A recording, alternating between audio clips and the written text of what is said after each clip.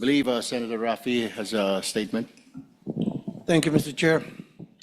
Mr. Chair, it took all my energy to not to gate crush the live selling that happened here last June 4.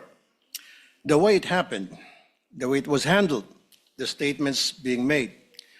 Gusto ko lang talagang pumunta dito, hindi naman po ako invited doon sa conference nila na yon. I waited for today's hearing to confront the resourceful persons they presented. Let me call on them 18 kargador. Kasi nga po, nagkakarga sila ng mga mali-maletang pera, sabi nga nila. Yun po talagang trabaho nila, taga-bitbit, taga-karga ng maleta. Una, sino ba itong 18 kargador ng mga maleta? Saan ba sila galing? We cannot simply bring in people sa Blue Ribbon Committee na nag-aakusa na mabibigat na paratang nang hindi man lang nalalaman kung karapat-dapat ba sila paniwalaan. Kasi simulang-simula pa lamang po na tinawag silang 18 Marines, may paglilinlang na agad. Yung bansag na 18 Marines sa isang paraan upang pabanguhin sila sa publiko. Matik po kasi yan. Pag sinabing Marines, iba po ang respeto ng mga tao. Pero hindi naman po silang lahat ay dating Marines. At mahigit kalahati sa kanila ay discharged without honors or dishonorably discharged from service for various offenses. Ibig sabihin, palpak sila. Tulad ng pagiging AWOL o absent without leave. Why is this information very important? Because for people to believe their allegations, it must come from a credible and reliable source. And so, the people using them portray them as heroes. God damn. Sabi nga ng isa sa mga senador na dumalo nung araw na yon, bayani daw po sila. Pero nakakaya naman po sila sa iba nating mga bayani. Na itong 18 kargador na ilang taon nagtrabaho kay Saldico, may 7 years at 9 years at nagbitbit daw, sabi nila, ng sangkatutak ng maleta ng pera. At bigla na lang tinubuan ng konsensya at ngayon ay naninira ng buhay ng mga inosenteng tao, ay tatawagin nating bayani. Pasensya na. Hindi ako papayag na matabi ang mga sinungaling nito kila Jose Rizal, Andres Bonifacio at mga dakila nating OFWs. At dito papasok ang pangulo kong punto. Hindi lang po ang kredibilidad ng 18 kargador ang kaduda-duda. Ang mismong testimonya nila ay nakakapagtaka. Lumabas na po ang ilan sa mga ito sa balita, pero pasadaan lang po natin. Let me show some video clips of the hearing. Video 1. Si Father Flavi ay hinatiran ko ng pera doon sa Mindanao Ab. Isang sobre yun, sir. Anong lugar po yun? Sa Mindanao Ab, sa mismong simbahan niya, sir. Sa may gilid ng kalsada. Bakit po kayo nagdala ng pera doon sa pare? Kasi, sir, hindi ko ano, sir, kung pang ano nila yun, sir, eh. Basta nagdala na kami ng pera, sir. Tapos doon sa 33... Maleta din ba? Dinala mo? Isang sobre, sir. Tapos doon, sir, sa 33 Clemente. Baka naman sulat lang pinadala Hindi, sa'yo, sir. sobre Pera, yun. sir. Kita ko mismo, sir, eh. Tapos sa 33 Clemente, sir, isang maleta. Kanino? Kay Father Flavi, binuhat ko papunta sa sakyan niya. Tapos yung suot niya, sir, itim na pangpare. Sagot naman ni Diocese of Cubao Bishop Elias Ayuban Jr., there is no church entrusted to the Society of the Divine Word on Mindanao Avenue or anywhere in its vicinity.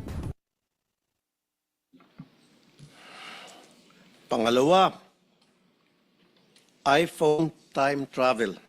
2024 pa lang, wala pang iPhone 616e noong 2024. Pumutok yung flood control po, 2024. Nakapagsalita na po dito si Master Sergeant Orly Gotisa. Ngayon, maraming nagliligaw sa amin. Ano po? Nililigawan po kami na hindi na po kami magsalita. Yung lahat ng cellphone po namin, ibibigay po sa kanila. Sa anong dahilan? Papalitan po ng mga bago po, iPhone po. Ano bang klase yung mga cellphone nyo? Nokia? iPhone 16. So papalitan nila ng mas maganda. Yes, Your Honor. Alam ninyo yung dahilan kung ba't nila gagawin yon? Kasi nandun yung mga picture namin, Your Anong klase ng cellphone para ma-record? iPhone 16e, 128 GB. Nang i-check ng News 5 sa mismong website ng Apple, lumalabas na February 21, 2025 ang pre-order na naturang model na sinasabi ng Bagman sa hearing. Pangatlo, pinili na impormasyon. Ano ang nangyari sa pagpapalabas ng katotohanan? Kung pinipili lang nila kung sino ang ilalabas. Malinaw ang detalye nila sa una nilang affidavit tungkol sa mga maletang dinala sa ilan naming kasamahan dito na may address pa. Pero bakit parang mirakulo na naglaho ang naratibo tungkol dito? Sa original affidavit nung mga dating sundalo, nandun din si Senator Loren daw at saka yung magkapatid na Villar. Ngayon ko lang nakita yung affidavit. I have not read, etc.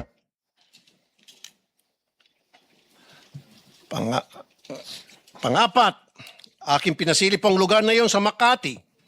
Video 4, money changing.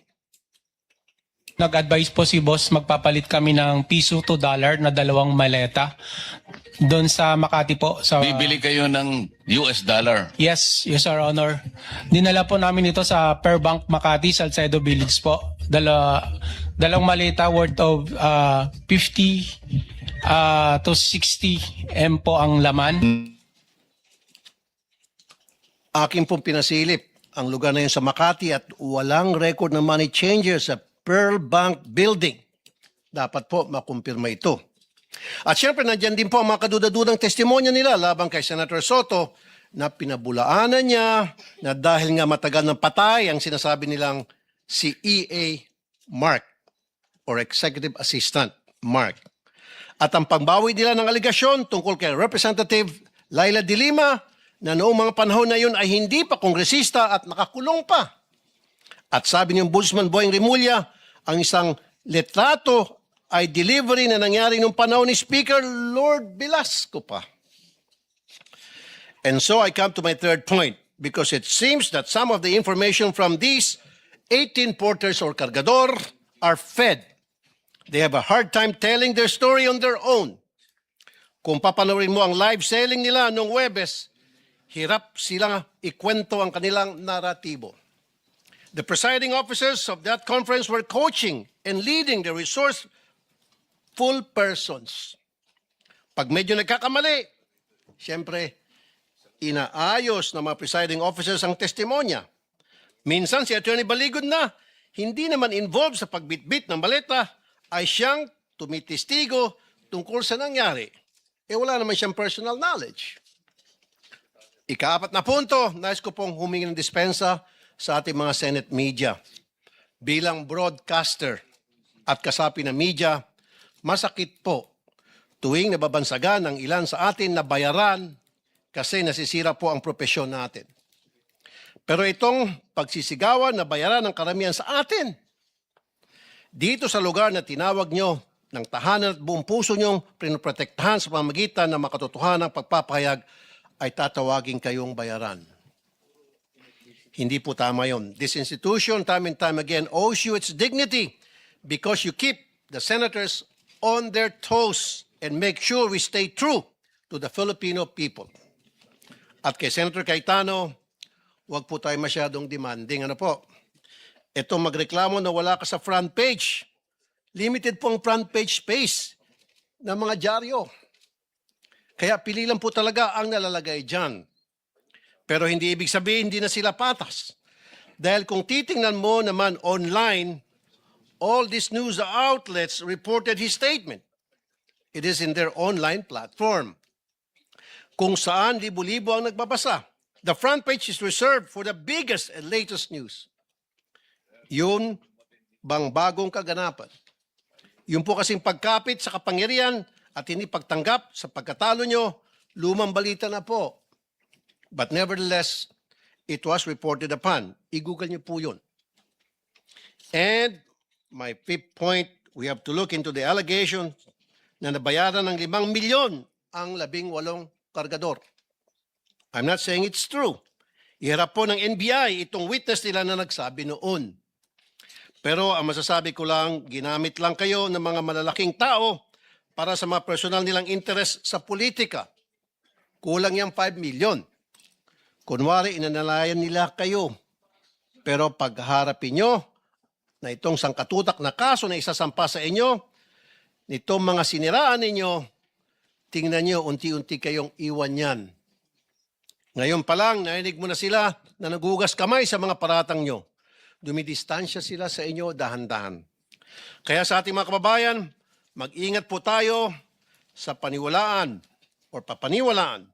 Remember, the devil can cite the scripture for his purpose. No more, no less. When Jesus went into the wilderness to pray, the devil tried to tempt him 3 times. But as he was failing to tempt Jesus, and as he was getting desperate, what did the devil do? He quoted the scriptures from the book of Psalms. Huwag po tayo magpapadala sa mga mabubulaklak na mga pananalita dahil lang siya ay nagbabasa ng Biblia. Huwag po tayo basta maniniwala dahil binansagang bayani o Marines ang 18 na kargador. Buksan po natin ang ating mga mata, tenga at utak. Huwag po tayo magpapadala sa mga live selling nila. Tingnan niyo po kung sino ang nagbebenta. Kasi kung mahistoryan ng pagbubudol at di tayo maingat, tayo na po ang susunod na biktima nila. And before I end, I would like to remind my colleagues here in the Senate to please be very careful in calling out some people as bayani, putting them on a pedestal dahil hindi naman talaga totoo. Because that will be a reflection of you. Tatawagin mo ang mga taong umami naman na nag-deliver ng mga kickback kung sino-sino Poncio Pilato. So therefore, matatawag siya ng sindikato. So kung tatawagin mong bayani ang isang sindikato, sindikato ka rin. As simple as that. Maraming salamat, Mr. Chair. Maraming salamat, Senator Rafi. We now go to Senator JV Ejercito, if you have any opening statement. Mr. Chair, I'll just go straight to the question later so that we can start the ball rolling. Thank you. Thank you, Senator JV. Senator Bang? Okay. Now we go to Senator Tito Soto. Thank you. I'm just here to listen. I actually would not want to dignify parang siningit lang doon sa salaysay. But